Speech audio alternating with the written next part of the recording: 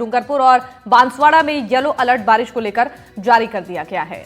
वहीं टोंक और बूंदी जिले के स्कूलों में अवकाश घोषित कर दिया गया है। बांसवाड़ा के भुंगड़ा में 6 इंच बारिश दर्ज हुई है। दौसा, अलवर और प्रतापगढ़ में 1 से 3 इंच तक पानी जो है बरस रहा है। शिवानी, तो डूंगरपुर और बांसवाड़ा में येलो अलर्ट जारी कर दिया गया है। इस वक्त की बड़ी खबर।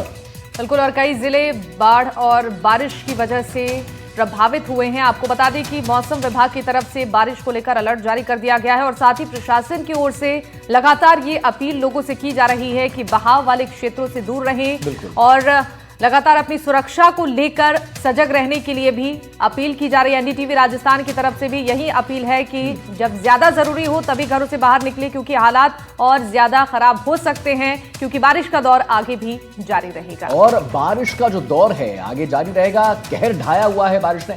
कई जिले बारिश की चपेट में। बूंदी जिले में कई गांव बाढ़ जो है जलमग्न हो गए।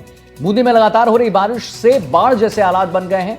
नैनवा में 20 इंच बारिश दर्ज की गई। बिल्कुल, और कई गांव में घरों में भी पानी घुस चुका है, जिससे लोग छत पर रात गुजारने के लिए मजबूर हो चुके हैं। राहत और बचाव के लिए एनडीआरएफ और एसडीआरएफ की टीमें मौजूद हैं और बूंदी के क्यावदा गांव में 100 से ज्यादा घर बाढ़ की चपेट में हैं। वहीं गांव में हर तरफ तबाही का मंजर नजर आता है। कोटा लालसोट मेगा हाईवे पर मेज नदी की पुलिया डूबने से यातायात बंद है। बूंदी लाखेरी मार्ग पर खटकड़ पुलिया भी जलमग्न हो चुका है। बिल्कुल, और बाबाई गांव की बात करें तो यहां पर भी चाकड़ नदी की पुलिया डूबने से टोंक जिले से अब संपर्क पूरी तरह से टूट चुका है। हमारे सहयोगी की एक रिपोर्ट आपको दिखाते हैं।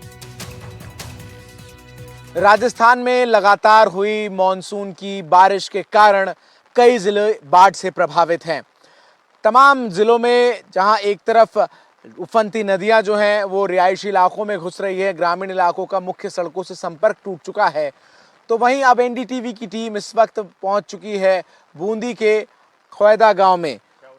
ख्यावदा ये गांव है और यहाँ पर किस तरीके से बाढ़ और बारिश के बाद विनाश का मंजर नजर आया है। जिस जगह पर मैं इस वक्त खड़ा हूँ यह एक घर हुआ करता था और बारिश की कहर ने, बाढ़ की कहर ने इस घर को जो है वो किस तरीके से अपने आगोश में ले लिया।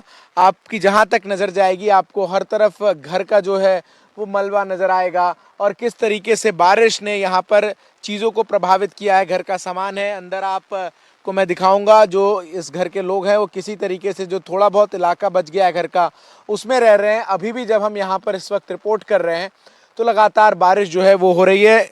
ग्रामीण भी इस वक्त हमारे साथ मौजूद हैं, उनसे भी हम बात करेंगे, जानेंगे कि जो इस बार बारिश हुई है राजस्थान में वो किस तरीके की रही और यहाँ पर कितना नुकसान हुआ है। क्या नाम है सर आपका? जी, मेरा नाम महेंद्र डोई है। मैं यहाँ से पूर्व सरपंच रहा हूँ और मैंने मेरे जीवन काल में मेरी 50 साल से ऊपर उम्र हो गई, लेकिन अब की बार जो बारिश हुई, जिस तरह का 23 तारीख को बारिश का मंजर यहाँ पर देखने को मिला।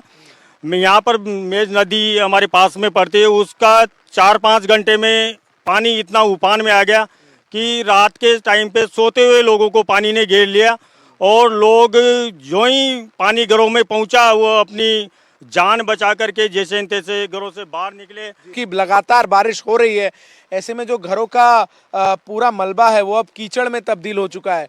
ये जिस जगह मैं खड़ा हूँ ये एक दीवार है। अगर आप मैं शिव को कहूँ एक बार मेरी तरफ दिखाएं, यहाँ जहाँ मैं खड़ा हूँ इस वक्त ये एक दीवार है और किस तरीके से पूरा घर जो है वो इसमें बारिश में समा चुका है, बाढ़ की चपेट में। यहाँ पर पास में नदी जो है वो उसका रफ्तार पानी का इतना ज़्यादा था लगातार हुई बारिश के बाद कि गांव में अब फिलहाल चूंकि कल बारिश नहीं हुई इसलिए जल स्तर जो है वो गिरा ज़रूर है, लेकिन एक बार फिर से अब जब हम इस वक्त यहाँ से तमाम तस्वीरें दिखा रहे हैं बारिश हो रही है।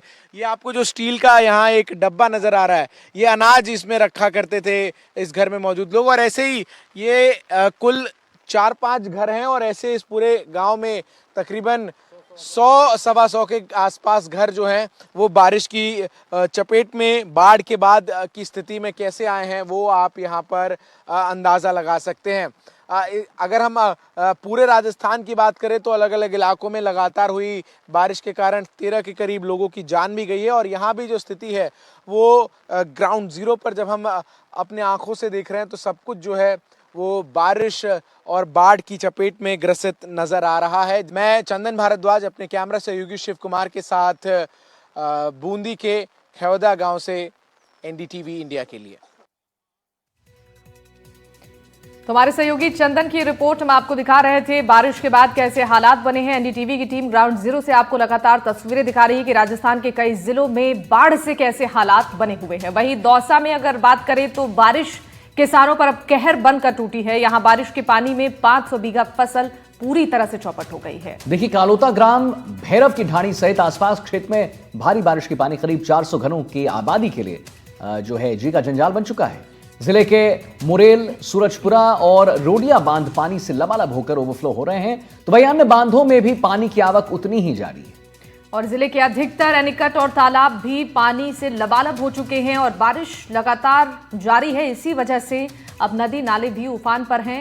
बाढ़ का खतरा मंडराया हुआ है और लोगों की परेशानियां बढ़ चुकी हैं। देवेंद्र सिंह नारुका हमारे साथ जुड़ गए इसी खबर पर और जानकारी देने के लिए। देवेंद्र, जैसा कि बारिश जो है हर सबको, हमको, आपको, आम जनमानस को तो परेशान कर रही है, लेकिन मुझे लगता है कि सबसे ज्यादा प्रभावित जो हो रहे हैं वो किसान हो रहे हैं, क्योंकि उनके रोजी रोटी पर एक जो है एक संकट बना है। क्या, कैसी स्थिति है उनकी अभी, क्या कह रहे हैं, क्या उनकी मांग? बिल्कुल, मैं आपको बताना चाहूंगा कि जो कालोता गांव के अंदर जो बीते दिन ग्राउंड जीरो पर एनडीटीवी जहां पर गया था, जहां पर 500 बीघा के अंदर जो तहसीलदार है उन्होंने 500 बीघा जो जमीन है उसकी जो फसल है वो चौपट हो गई है, जिसको लेकर कहीं ना कहीं किसान ये दूसरी तस्वीर मैं आपको बताना चाहूंगा कि हमेशा मैं अलवर सिकंदरा मेगा हाईवे पर स्थित बाणगंगा की पुलिया पर मौजूद है, जहाँ पर कई वर्षों बाद, यहाँ पर कई दशकों बाद यहाँ पर जो बाणगंगा जो नदी है उसके अंदर यहाँ पर जो पानी की आवक हुई है, जिसको लेकर कहीं ना कहीं जो स्थानीय जो लोग हैं और ग्रामीण है उनमें किसी का माहौल है और लगातार जो लोग हैं यहाँ पर सेल्फी लेते हुए नजर आ रहे हैं। साथ के अंदर कई ऐसे जो युवा है जो रील्स बनाने आए हैं वो भी यहाँ पर अपनी जान जोखिम में डाल रहे हैं। बात करना चाहिए, क्या कहेंगे, कई दशकों बाद बाणगंगा नदी में पानी है, क्या कहेंगे? बहुत अच्छा लग रहा है। बाणगंगा नदी से हमारे क्या जलस्तर बढ़ेगा, बहुत अच्छा लग रहा है। ये हर साल आती है, और ज्यादा पानी बढ़े, हमें खुशी है। हम चाहते हैं कि ये हमेशा के लिए भरे ताकि हमारे जलस्तर बढ़ता रहे। क्या कहेंगे कि किसानों की भी लगातार किसानों की मुसीबतें कम होंगी, इसके बारे में यही है कि जैसे पानी बढ़ेगा जलस्तर बढ़ेगा, किसानों के लिए अच्छा रहेगा। कुछ जो भी जमीन है उसमें जो भी पैदावार होगी उसी की लग रही है। बारिश हुई है और बारिश के कारण खेतों में पानी भर गया है और किसानों की फसल चौपट हो गई है। वो तो हो गए किसानों की इस टाइम पे क्या फसल बिल्कुल जो बाजरे की खेती है वो बिल्कुल खत्म बरोबर है। बारिश युवा है, एक बार उनसे जानना चाहेंगे, क्या कहेंगे कि कई दिनों बाद पानी आया लेकिन किसानों के लिए मुसीबत बनकर पड़ा।